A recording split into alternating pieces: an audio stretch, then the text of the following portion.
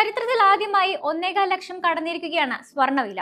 ഇന്ന് ഒറ്റയടിക്ക് 8,640 രൂപ കൂടിയതോടെ പവന് 1,31,160 രൂപയായി. ഇതാദ്യമായാണ് കേരളത്തിലെ സ്വർണ്ണവില 1,30,000 കടക്കുന്നത്. ഗ്രാമിന് 1,080 രൂപ വർദ്ധിച്ച് 16,395 രൂപയാണ് വില വരുന്നത്.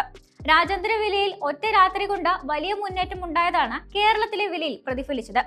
ഇന്നലെ രാവിലെയാണ് കേരളത്തിൽ സ്വർണ്ണവില ഗ്രാമിന് 15,000 രൂപ കടന്നത്. തൊട്ടടുത്ത ദിവസം 16,000 രൂപയിൽ എത്തുകയും ചെയ്തു. ചൊവ്വാഴ്ച ഗ്രാമിന് 14,845 രൂപയിലായിരുന്നു സ്വർണ്ണവില.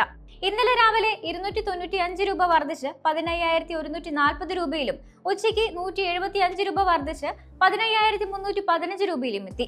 ഈ വിലയിലാണ് ഇന്ന് 1,080 രൂപയുടെ വർധനവുണ്ടായത്. 2 ദിവസത്തിനിടെ 1,550 രൂപയാണ് ഗ്രാമിന് വർദ്ധിച്ചത്.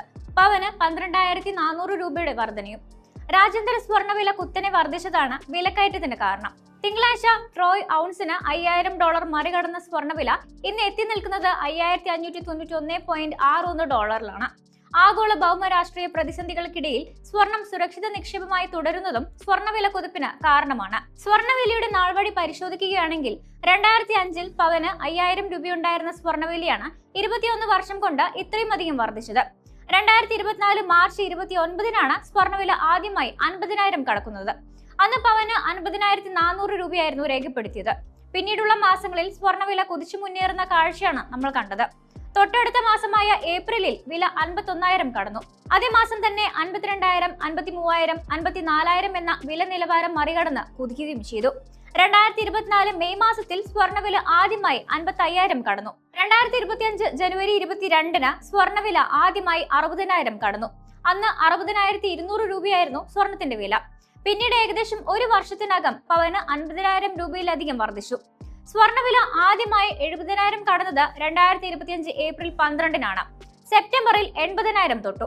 80,000 കടന്നപ്പോൾ മുതൽ തന്നെ വൈകാതെ സ്വർണ്ണവില 1 ലക്ഷം തൊടുമെന്ന് വിപണി വിദഗ്ധർ പ്രവചിച്ചിരുന്നു. ഒക്ടോബർ 8-നാണ് സ്വർണ്ണവില ആദ്യമായി 90,000 കടന്നത്.